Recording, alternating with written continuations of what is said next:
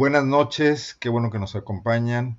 Hoy tengo el honor de tener en esta videocolumna como acompañante, como alternante también, a Verónica Espinosa, colega periodista, colaboradora de muchos medios de comunicación y organizaciones, además también es activista, por supuesto también en PopLab y su larga trayectoria en la revista Proceso, donde ha cubierto el centro del país por muchos años. Vero, yo te agradezco mucho, mucho que aceptes la posibilidad de platicar hoy, porque creo que urge revisar todos estos acontecimientos que se nos han venido como en cascada en Guanajuato. Muy buenas noches. Buenas noches, Arnoldo, y buenas noches a quienes nos ven y nos escuchan. Yo creo que va a ser más bien como revisar no la cascada, sino la avalancha, ¿no?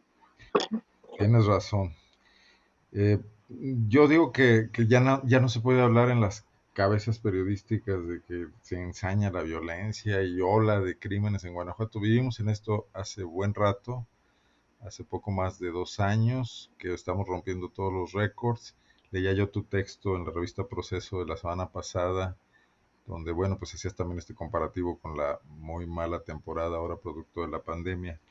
Pero no obstante eso, sí hay que distinguir cosas que empiezan a hacer esto diferente a lo que veníamos viviendo, Vero. Y yo creo que lo que empezó hace 8 días, más de 8 días, 10 días, y también vimos culminar este fin de semana que pasó, donde de la lucha contra el crimen estamos dando el salto a una confrontación política entre Guanajuato y el gobierno federal, entre el gobierno panista de Diego Sinúa Rodríguez y el gobierno de la República, Andrés Manuel López Obrador, nos sitúa en una situación más complicada, diferente, y me gustaría mucho que sobre eso abordáramos un poco. Desde luego están ahí los acontecimientos que ya todos conocen, que iremos revisando, pero creo que esto marca algo distinto. No sé qué pienses. Fíjate que yo veo que, que son paralelismos que, que vivimos, porque son como dos realidades, ¿no? Así paralelas, porque que están superpuestas una sobre la otra. Una es la cotidianidad de un escenario preelectoral que, eh, que a lo mejor no estamos todavía teniendo tan presente porque nuestra otra circunstancia es tan avasalladora, ¿no? El tema de la violencia y el tema del COVID, la pandemia, son esta combinación así, no sé, como de explosiva, ya no sé cómo decirlo, eh, Apocalíptica quizás. de esta y de una de estas dos realidades que nos tiene tan ocupados, tan preocupados, tan atormentados, ¿no? Viviendo así como a la hora, al minuto, al día, eh, pensando en estas son como nuestras obsesiones cotidianas, y entonces no hemos siquiera tenido el tiempo de prestar atención a algo que en cualquier otro momento de nuestra vida y de nuestras circunstancias, de nuestra historia eh, como ciudadanos, como sociedad, etcétera, eh, ya estaríamos viviendo, ya estaríamos pasando, ¿no? Ya estaríamos incluso como periodistas gozando la grilla preelectoral, ¿no? Eso justo en estos meses, en estos momentos eh, previos a un año en el que va a haber elecciones intermedias, ya, ya estaríamos, en cualquier otra circunstancia, ya estaríamos hablando de estas jugadas, de estos escenarios, de estos destapes, de las cabezas que se empiezan a asomar, de los ajedrez, del ajedrez político, cómo va moviendo las piezas, ¿no? Y bueno, para nosotros ha sido difícil poner toda la atención a esa parte, pero para los políticos no, y para las gentes que están en el gobierno, pues tampoco. Y tan penosamente no ha sido así que lo que estamos viendo ahora en Guanajuato, en esta escalada de la que tú hablabas, de cómo la guerra, eh, la confrontación criminal pasa a ser también un pretexto, un muy buen pretexto para un discurso antagónico entre políticos de distintos partidos y que van a competir por un territorio y por un voto, es lo penoso del momento, ¿no?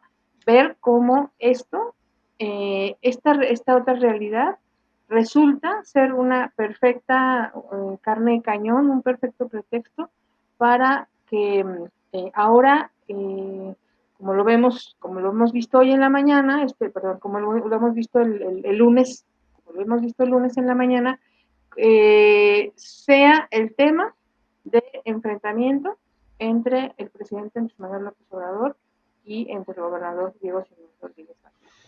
A ver si te capté tu idea. O sea, la frivolidad de la clase política ya no nos espantaba y podíamos ver cómo los pleitos, y más en Guanajuato, que hemos visto, bueno, pues estos gobiernos panistas confrontados con algunos priistas, no sé, la época de Bárbara Botello, algunas cuestiones ahí, quizás en la Cámara de Diputados, posponían discusiones importantes, pero no eran tan urgentes como las de hoy.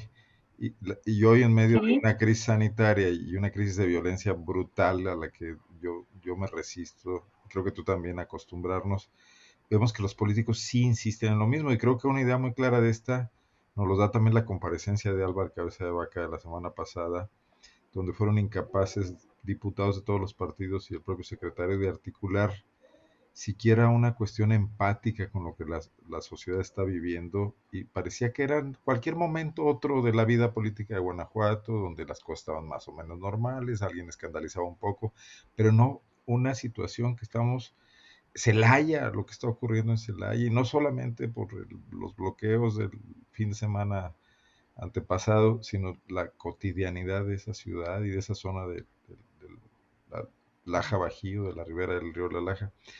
Y la clase política no le cae el 20, no le cae el 20 por más que se ha insistido en que la pandemia va a cambiar muchas cosas, en que la forma de relacionarse, de hacer política, de hacer actividad económica de muchos tipos va a tener que modificarse. Parece que ellos siguen exactamente en lo mismo, pero ¿tienes esa misma impresión?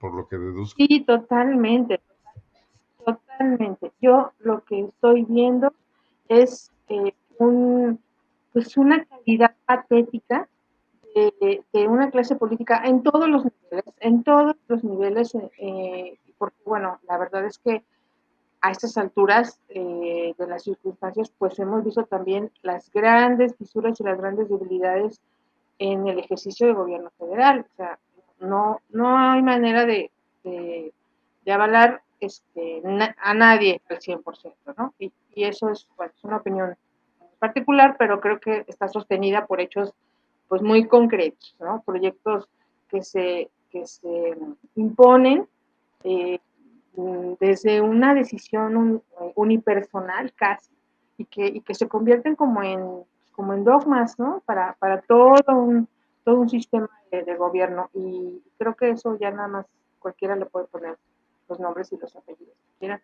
Pero sí, justo eso, a eso me refiero, a que mientras el resto de la población estamos ocupados en ver cómo esta clase gobernante y los partidos a los que representan pueden eh, coordinarse, ejercer gobierno, ejercer autoridad, eh, aplicar políticas públicas, aplicar presupuestos, seguir normas de transparencia para resolver, para cumplir con sus responsabilidades, con todas sus responsabilidades y atender eficientemente crisis como la de la pandemia y crisis como la de la violencia, pues esa clase política está ocupada en otra cosa, está ocupada en preparar los escenarios para ver cómo gana el voto en el 2021, ¿no? Así, llanamente, y lo estamos viendo cada vez con mayor claridad. A mí me parece que esta, estas alianzas que están tejiendo los gobernadores y en las que tan activamente está participando nuestro gobernador, como no está participando activamente en muchas otras cosas en el Estado, eh, este, pues hacia allá va, ¿no? Y creo que lo vamos a ir viendo poco a poco, vamos viendo poco a poco cómo esas alianzas que ahora se llaman alianzas para revisar el tema del COVID, pues en realidad son para todo menos para revisar el tema del COVID, ¿no? Cada vez que salen a hacer una declaratoria, hablan de su problema, del tema de la coordinación fiscal, del tema de que la seguridad no se politice, del tema de que el Estado, la Federación no les da los apoyos suficientes, pero pues estos mismos gobernadores pues tampoco están siendo realmente exitosos al 100% en tomar decisiones para frenar lo que estamos viendo en términos de la pandemia, por ejemplo, ¿no? Bueno, a ver, déjame hacer un pequeño ejercicio. O sea, todo lo que estamos viviendo no se había visto. No podemos compararlo con nada. O sea, nuestras herramientas de análisis se quedan pobres y son cortas. O sea, ni siquiera sabemos la magnitud que puede alcanzar la pandemia y su impacto simplemente en las formas de vida.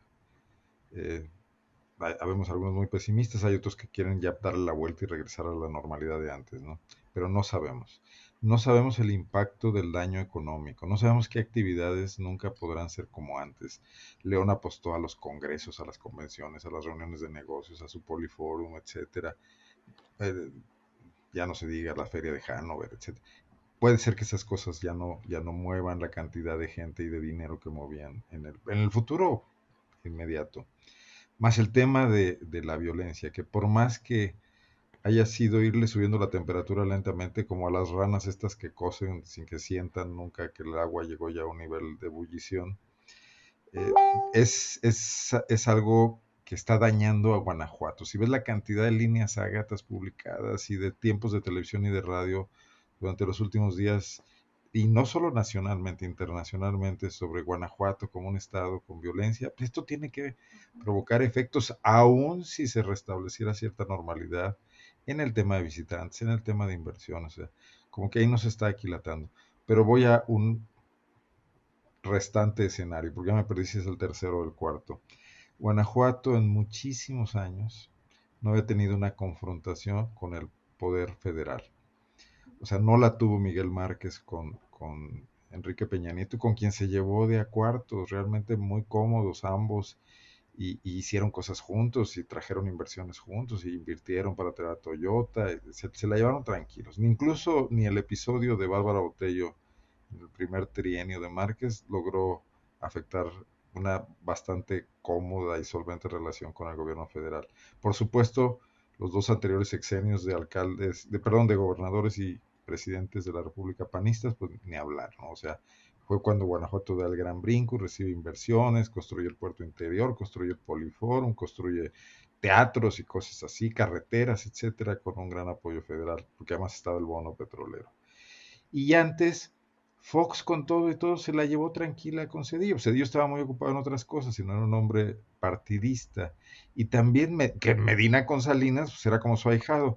Entonces estamos viendo que del ciclo panista, de estos casi 30 años, hoy es una realidad diferente.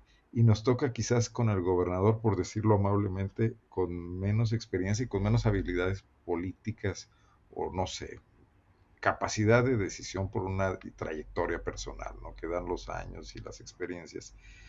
Y con un presidente peculiar, porque López Obrador es totalmente distinto a los animales políticos del pasado.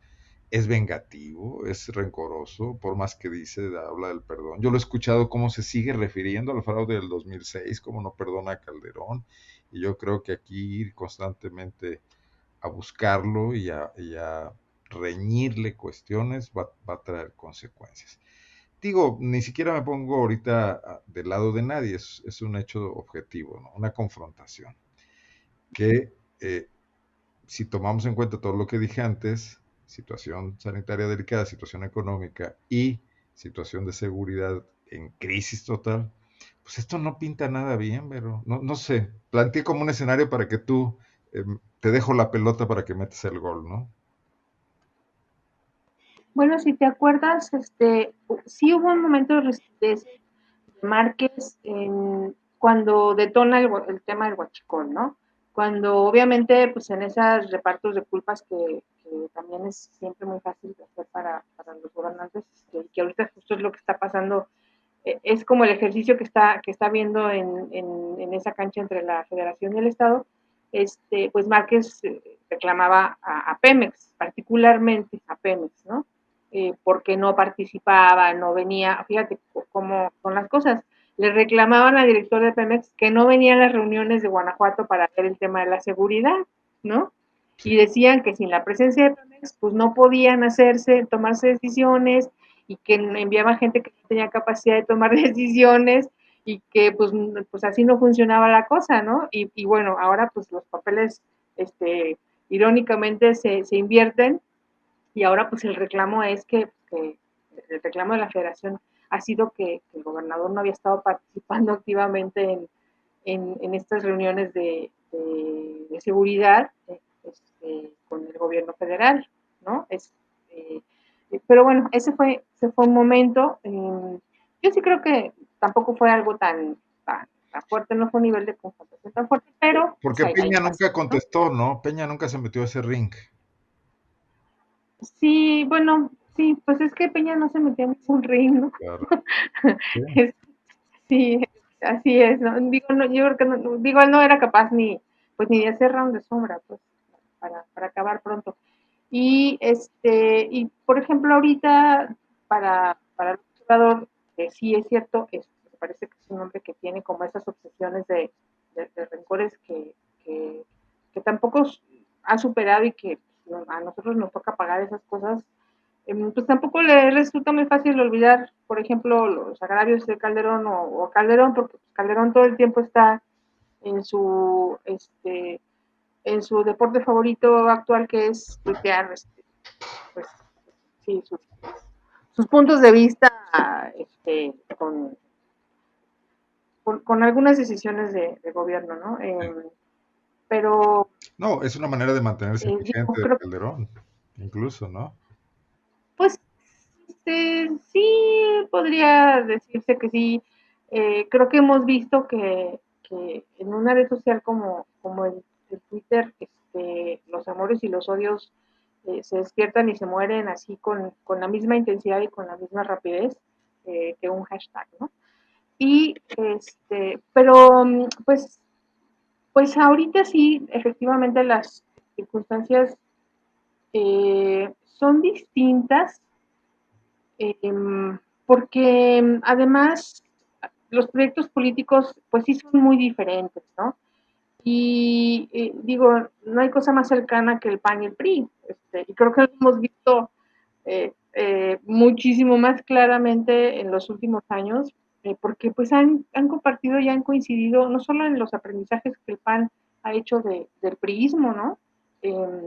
Exitosísimos en las mejores y en las peores cualidades y prácticas de PRI.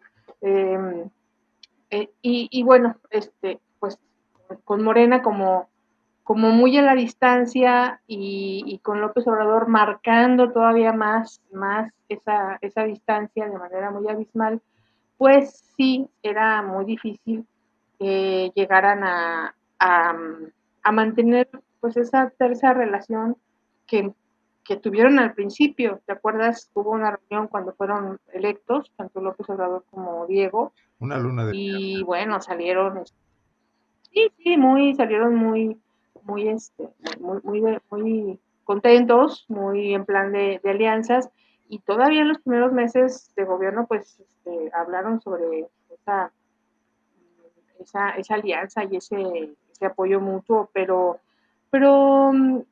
vaya, de una manera muy simple, pero muy evidente, pues el interés por el voto contamina cualquier posibilidad de que los gobiernos realmente hagan una unidad o una coadyuvancia en cualquier tipo de responsabilidad compartida. Y tristemente, escogen el peor momento para demostrarnos eso, ¿no?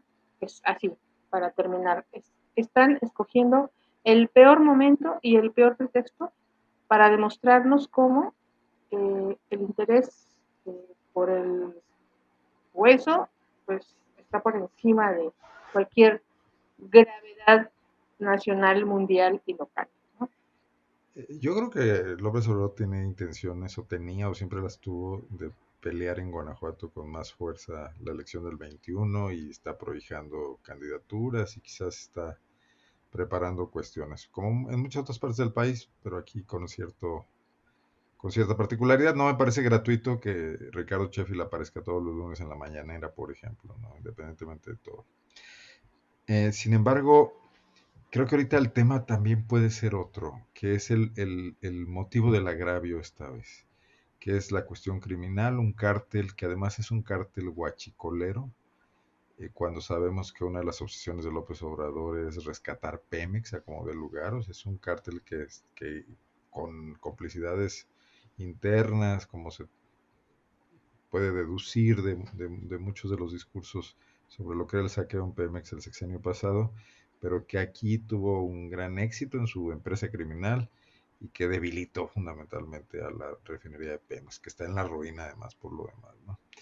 Eh, pero además este tema de las mantas, donde se le amenazaba personalmente a López Obrador, toda esa parafernalia que se fue ha ido reuniendo a lo largo del año pasado cuando el desabasto y ahora recientemente, genera una situación muy peculiar, pero creo que aquí sobre todo un tema al que el gobierno federal no había hecho mucho caso en el pasado, que era el tema del fiscal Carlos Amarripa, porque había varias cuestiones. O sea, era el único fiscal que estaba siendo ratificado, bueno, designado como fiscal usando el pase automático, cosa que no pasó en ningún otro lado. Muy probablemente a López Obrador le hubiera gustado mucho tener eso, no lo tuvo, pero de todas maneras sacó adelante a su fiscal en el gobierno federal, ¿no? Pero la visibilidad que hoy le pone este escenario a Carlos Amarripa, hoy es noticia en todas partes, y lo que dijo López Obrador hoy en la mañana, más el mítico Marro, que ya está convertido en un personaje, bueno, que supera a muchos capos de mayor trayectoria y solera, diría yo, ¿no? Eh, para hacer tema con la mamá, con las hermanas, con esto que no lo capturan, con los videos, etcétera, mostrando además una habilidad, no sé si premeditada o casual, para confrontar a dos gobiernos, ¿no? Para meterlos en una crisis profunda en unos cuantos días y además salirse con la suya de lograr liberar a esos familiares que habían detenido. Creo que el escenario este incluso pospone la cuestión de que la disputa sea electoral. Yo no digo que no importe, y ahí está en el horizonte del 2021, pero parece que esta vez se juntaron otras cosas. Verónica, ¿no te parece a ti? Bueno, me parece que yo no pensaría siquiera que eso sea algún un tema central de las preocupaciones del gobierno federal o del presidente. Sinceramente, te lo digo sinceramente porque si esto realmente fuera así, a ver, la, digo, yo estoy segurísima que el gobierno federal desde hace mucho tiempo y desde hace varios gobiernos tienen pues toda la información eh, sobre cómo sobre el desempeño del fiscal Carlos Amarripa Aguirre, ¿no? O sea, han tenido muchísimo tiempo, han tenido muchos años para documentar ese desempeño ¿no? Con todos sus puntos cuestionables que pues han ido acumulándose al paso de esos años y, y con todo y eso, me acuerdo muy bien que cuando se da el proceso de designación del fiscal, en algún momento el propio López Obrador eh, hizo alguna expresión como de respetar, ¿no? De respetar la decisión que se tomara en Guanajuato en ese sentido. O sea, no hubo así como ni siquiera esto que hoy dijo que se revise y que debe haber una renovación en Guanajuato, en ese momento ni siquiera era algo que, que le De acuerdo. significara comentarlo. Yo sí me acuerdo de eso, pero creo que, fíjate cómo también me parece que a fin de cuentas todo obedece a esa connivencia política, ¿no? Porque justo por lo que mencionas de que se estaba dando el proceso también de designar al fiscal federal y tanto a nivel federal como a nivel local estaba también todo este movimiento social de la fiscalía que sirva y de contra de lo que llamaban el fiscal carnal. eh, y en los dos escenarios de alguna manera eran similares, aunque por supuesto el caso de Guanajuato es totalmente inédito, eso todo el mundo lo ha resaltado y creo que ahora habrá una mirada más intensa y más acuciosa puesta en esta parte, ¿no? En esta fiscalía, ¿no? Después de lo que dijo el presidente y cómo ahora pone la mirada el presidente en esta fiscalía, por esta situación inédita de todos los años que tiene de su poder, ¿no? De cómo, de la defensa férrea que el gobernador hace de de fiscal en su cargo, con todo y lo difícil que fue el desgaste público tan intenso que hubo en el proceso de su ratificación, ¿no? Ha habido un apuntalamiento que para muchos de nosotros ha resultado incomprensible e inexplicable por parte del gobernador en todas estas circunstancias, en este contexto de, pues, de una seguridad pública que no es tal, ¿no? Y de una procuración de justicia, pues, que no nos alcanza para sentirnos ni seguros ni con justicia en Guanajuato. Pero bueno, quizás olvidemos una cosa, o sea, bueno, en política todo tiene una explicación. A veces lo que pasa es que no la conocemos.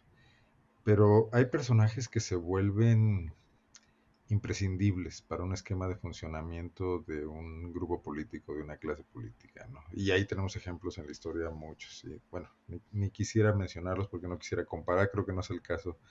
Pero un Hoover, por ejemplo, que duró décadas y muchísimo tiempo, o antes en la historia otros, o un Gutiérrez Barrios, desde diversos puestos en los gobiernos priistas, ¿no?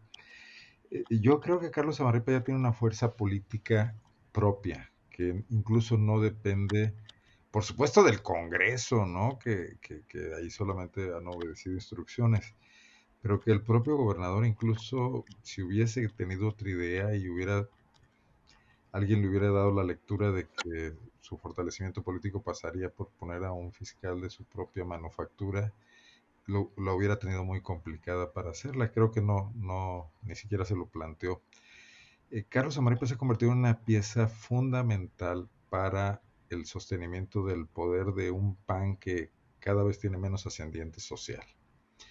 Y bueno, pues tiene el monopolio de la coerción a través del Ministerio Público, pero también de la información, del espionaje político, de los políticos de oposición.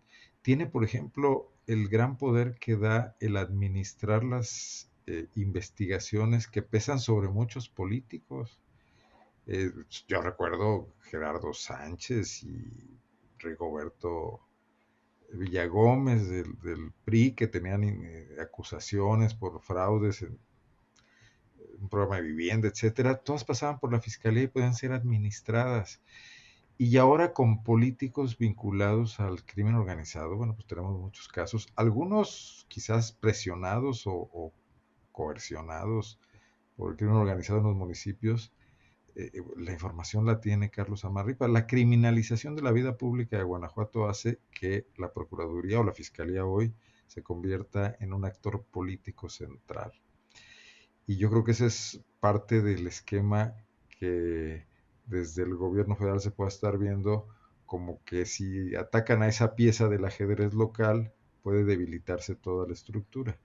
No sé, puede ser un cálculo. Y eso me explicaría, por ejemplo, la hipótesis que hoy externó José Arturo Sánchez Castellanos, bueno, ayer mejor dicho, el presidente del Consejo Coordinador Empresarial, que además está jugando muy cerca del gobernador por todas estas situaciones de programas económicos emergentes y desde antes programas de seguridad, cuando dijo que era como un 4, que el operativo de San Isidro Helguera de Celaya del 21 de junio, si no me equivoco la fecha, era ponerle un 4 a 20. 20, sábado 20, ¿verdad? que era ponerle un Ujú. 4. ¿Mandé? Bueno, si quieres, concluyo con esto, que era ponerle un 4 al gobierno del Estado y concretamente a Carlos Amarripa para que él tuviera que cometer los errores que hoy han dejado libre pues a personas que aparentemente no había elementos para inculpar, ¿no? La familia del Marro. Pero esa es otra hipótesis, ¿no? Bueno, yo sí creía que ahorita se está advirtiendo, se está poniendo una nueva mirada, ¿no? En la fiscalía y quizás otra vez volviendo a este ingrediente de tipo preelectoral, quizás como tú dices, también pueda ir por ahí o pueda ir hacia allá. Eh, en esta como transición del mero escenario de violencia o del mero escenario de la estrategia de seguridad a este escenario en la transición hacia esta parte de preparativos, ¿no? Hacia estos pasos de cómo se acomodan las cosas para el escenario electoral del próximo año. Bueno, yo creo que como políticos, pues lo más práctico y lo que siempre funcionará, pues es buscar los puntos débiles o los flancos vulnerables del otro, ¿no? Como una estrategia de guerra.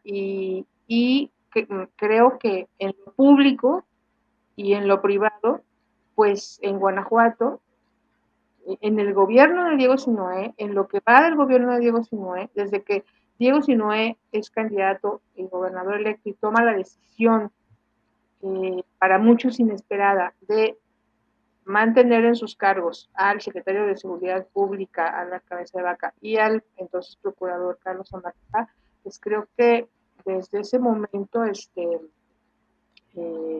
se ve, ¿no? Se ve eh, que, que ese apuntalamiento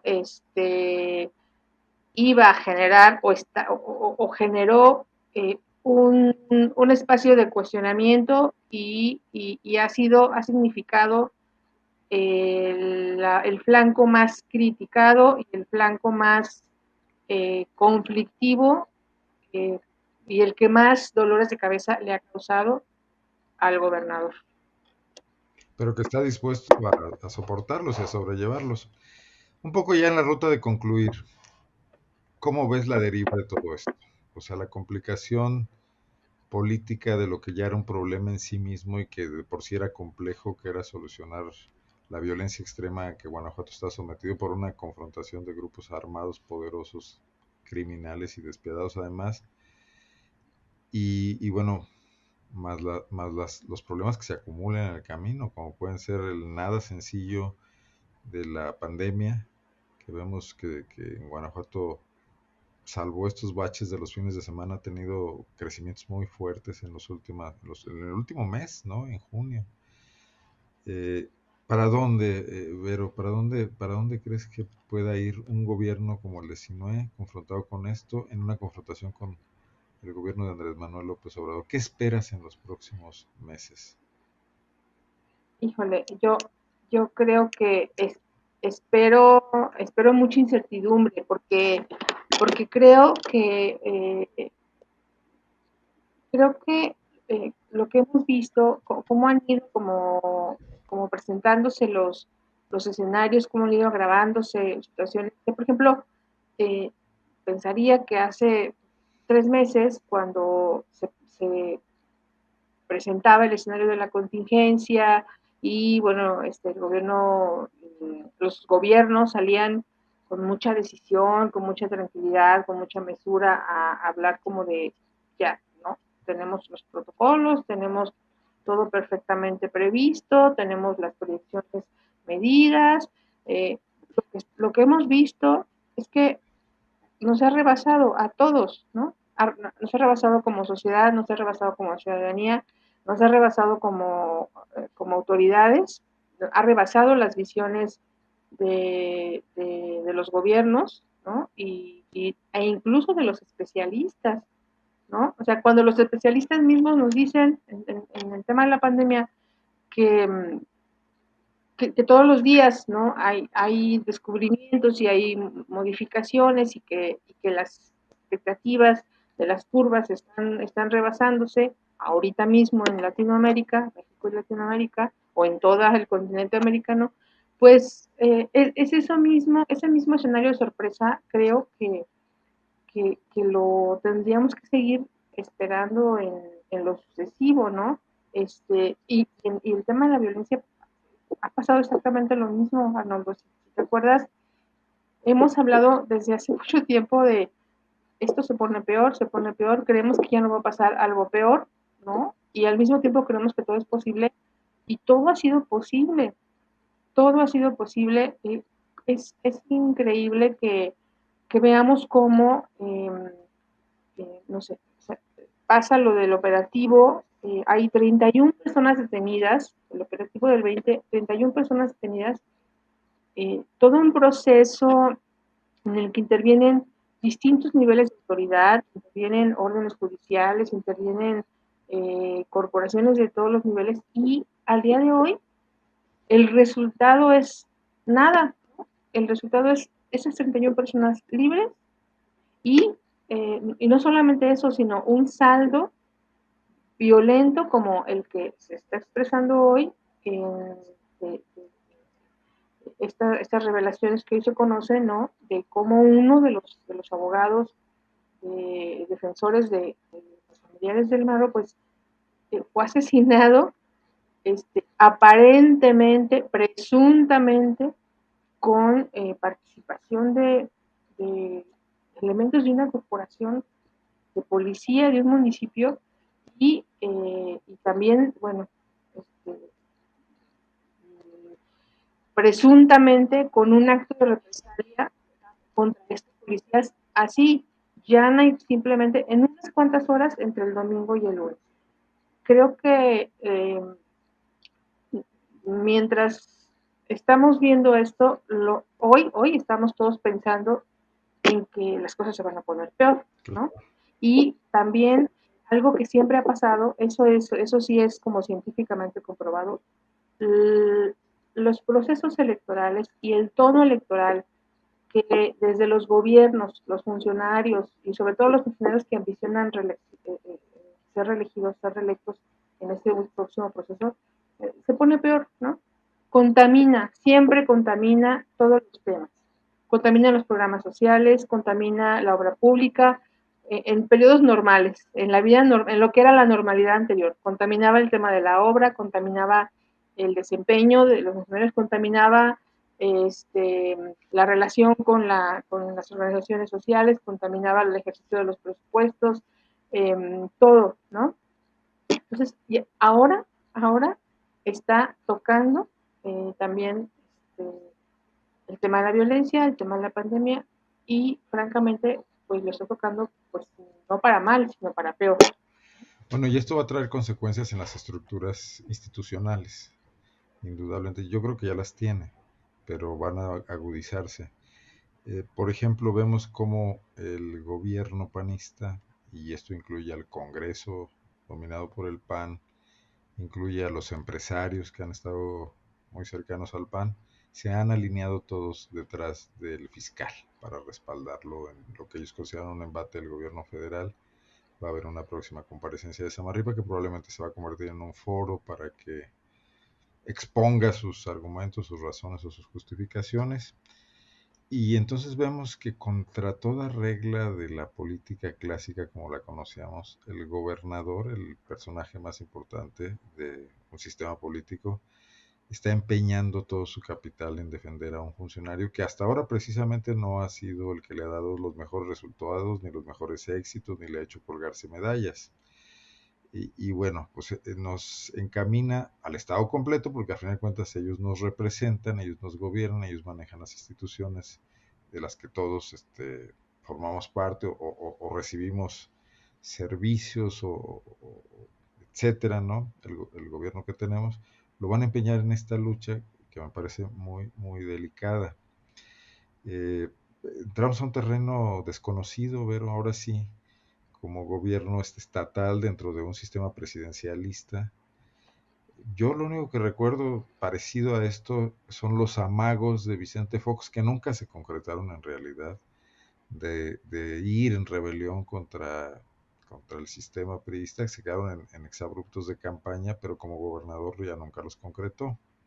En ese sentido, creo que, bueno, es otra historia y no tiene caso repetirla aquí. Pero hoy sí podemos embarcarnos, muy diferente a lo que está pasando con gobernadores como el de Querétaro, como el de Tamaulipas, como el de Michoacán o como incluso el de Jalisco. Parece que así, aquí sí no la estamos creyendo. Según veo yo todo lo que se movió el día de hoy, el día de ayer y el día de hoy todavía, ¿no? Entonces, pues no son buenas noticias porque muchos de las fortalezas de Guanajuato han dependido de su buena correlación con el gobierno federal, o sea, muchas inversiones no se hubieran producido sin eso, mucha atracción de empresas transnacionales no hubiera ocurrido sin un visto bueno, y en los peores tiempos, ¿no? Cuando el modelo económico global del que hemos sido grandes beneficiarios, pues parece que va a sufrir transformaciones y ni siquiera sabemos hacia dónde. Yo quisiera cerrar con esto mi participación, pero te dejo que tú cierres el programa esta noche con tus propias conclusiones, Verónica, si te parece. Mira, yo creo que mientras más, si el presidente sigue mencionando o apuntando a temas como el cuestionamiento de la labor fiscal, el gobernador más se va a aferrar en sostenerlo y en defenderlo, porque hay una lógica muy elemental, ¿no? Y hablo de elemental, que es una lógica de primaria, que solo tiene que ver con que no va a ser, no, por supuesto que no va a aceptar de ninguna manera que el presidente eh, le diga que tiene que removerlo, ¿no? No lo va a hacer pues eh, porque hay una lógica muy básica pues ahí, en el gobierno del Estado. Y lo otro es, pues, son las alineaciones, ¿no? Están marcándose las alineaciones y el gobernador está tomando su distancia y de un lado y está tomando su línea, ¿no? Está acomodándose en este otro grupo de gobernadores, pues, digo, por más que el gobernador hoy en la mañana en su mensaje dijera que incluso, no, esto lo dijo perdón, no lo dijo el lunes, lo dijo el viernes cuando estuvo en Tamaulipas, Sí, en uno de esos muchos viajes que estaba una haciendo reunión para de COVID. visitar a sí, que decía que era una reunión interestatal de COVID, donde él dice que no, que incluso le pide a su propio partido que no politice el tema de seguridad, pues claro que no. Aunque él lo diga, pues él no, él sabe que eso que dijo no es ni sincero ni honesto, ¿no? Esto no solo se va a politizar, no solo se está politizando, se va a partidizar todavía más, se va a politizar todavía más, muchísimo más. Eh, Eso creo que es lo que sí podemos esperar, porque como dije, pues tendríamos que esperar todavía la cosa un poco todavía peor, pues, y, y, y así en esas alineaciones, eh, pues digo, nos avientan como nos están aventando ahorita, ¿no? O sea, no hay oportunidad ni de tocar el balón, pues, porque ahí entre ellos se lo juegan, Al y margen de la sociedad.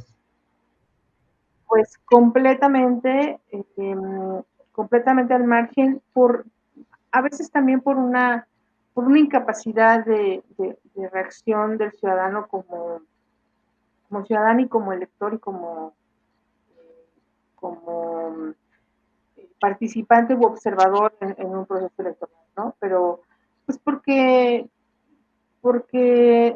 además de todo, creo que estas crisis de pandemia y de violencia y todas las cosas que tendrán que cambiar, como tú lo dijiste, porque eso sí, lo único de lo que sí están seguros los especialistas y que tanto nos han advertido es que de verdad muchas cosas no van a ser igual, ¿no? No van a ser iguales. En esos nuevos escenarios, pues, eh, la debilidad de instituciones como las que se encargan de, de dimensionar los ejercicios ciudadanos como el voto y como los procesos electorales, pues también ya están ahí evidenciándose y desnudándose, ¿no? Claro. Hoy el presidente con toda tranquilidad está diciendo que está también en una confrontación con el Instituto Nacional Electoral, eh, que yo no sé qué tan mala o qué tan buena sea a la larga, a fin de cuentas, ¿no? Pero, pero lo que voy es a que eh, todo esto que está pasando en este año tan convulso y el antecedente de violencia que se viene acumulando, pues solo van desnudando la precariedad de la fortaleza de nuestras instituciones y quienes nos gobiernan hoy, como el propio Diego Sinué Rodríguez Vallejo, frente a una institución que tendría que ser nuestro más sólido baluarte, que es la Fiscalía General del Estado, pues, pues esa debilidad pues la está demostrando cada día. Pues sí, el panorama no pinta nada bien, coincido contigo. Vero, muchísimas gracias por esta charla, por la oportunidad de, pues, darle vueltas al tema, donde obviamente ni somos profetas ni tampoco creemos que se agote con esto, pero aportar algo de lo que vemos, ¿no? Te agradezco Y muchísimo. no sé si es una aportación o un desahogo, Pues, ¿no? clarificarnos a nosotros mismos también, ¿no? Para esto que hacemos todos los días y a veces la ceguera de taller también nos afecta. Bueno, descansa ya. Muchísimas gracias. Te invitaré otras veces Muchas gracias. a charlas como esta, si te parece, ¿no? Sí, excelente. Pues todavía mucho que desmenuzar eh, y, y, y mucho que mirar, ¿no? Mucho que mirar porque estamos viendo los fenómenos como más sobresalientes de nuestra realidad de hoy, pero debajo de todos esos fenómenos están todo lo demás que está allí, ahí como caldo y que va a ir saliendo en los meses eh, siguientes, ¿no? Pues la pobreza, la situación económica, la crisis, todo lo demás que todavía falta por ver. Que seguirá cambiando el panorama, sí, sí. No son tiempos para aburrirse. Bueno, y que preocupan mucho a todo el mundo estas angustias de la incertidumbre por venir y la que ya tenemos. Bueno, seguimos, ¿te parece? Sí, excelente, muchas gracias y buenas noches. Gracias y buenas noches. Yo también me despido. Soy Arnoldo Cuellar. Esta fue una charla con Verónica Espinosa, periodista, buena amiga, corresponsal de la revista Proceso y excelente analista además. Los espero aquí el próximo martes y mientras tanto también síganos en el Laboratorio de Periodismo y Opinión Pública. Gracias. Buenas noches.